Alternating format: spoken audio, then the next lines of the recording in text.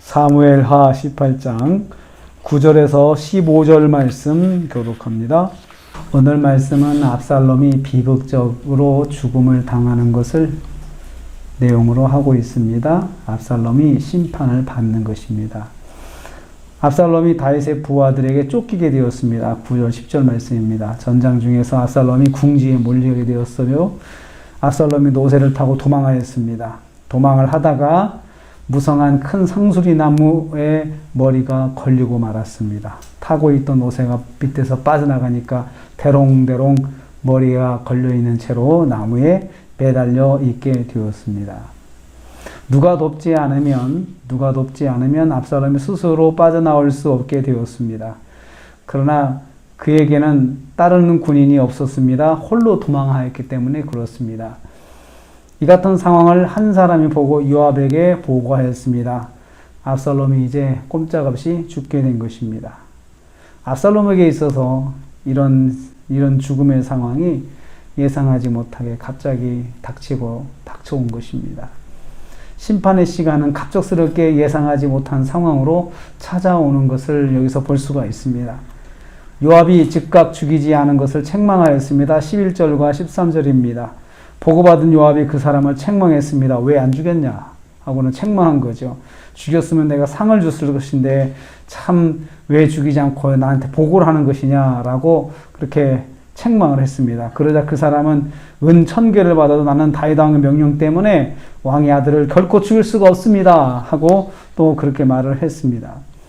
13절 말씀 보면 자신은 지금도 왕의 명령을 거역할 수 없다. 결코 거역할 수 없다. 만일 자신이 그 생명을 해하였다면 요압도 자신을 죽였을 것이다. 요압 당신도 나를 가만두지 않았을 것입니다. 라고 해명하였습니다.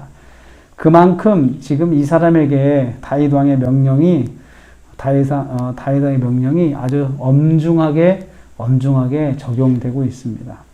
다윗의 진영에서 다윗이 특별히 부탁한 그 요압 압살롬을 죽이지 말라. 너 그렇게 대해달라. 이것이 다른 군인들과 백성들은 아주 진지하게 받아들이고 있었습니다. 그러나 한 사람 요압 장군은 다윗의 명령을 아주 가볍게 생각했습니다. 그래서 압살롬을 죽여야 된다고 죽이지 않았다고 책망을 하고 있는 것입니다. 여기서 불순종하는 종의 모습을 볼 수 있습니다. 종의 불순종은 주인을 존중하지 않는 사람에게서 일어납니다. 주인의 말을 존중하지 않는 종은 불순종한 종이 될 수밖에 없습니다.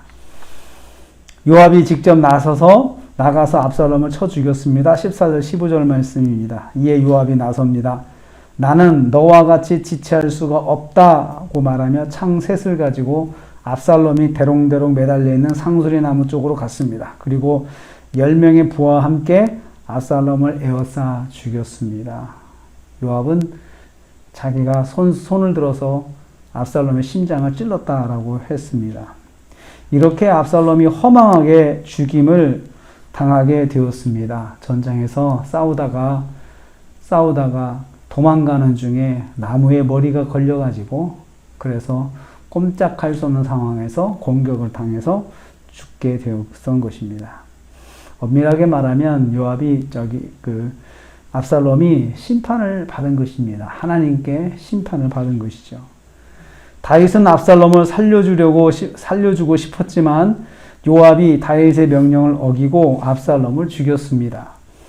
불순종과 반역의 압살롬이 불순종한 자의 손으로 심판을 받게 된 것입니다. 어처구니 없는 비극적인 죽음을 맞이하였습니다. 다윗은 지켜주고 싶었지만 다윗의 뜻대로 되지 않았습니다.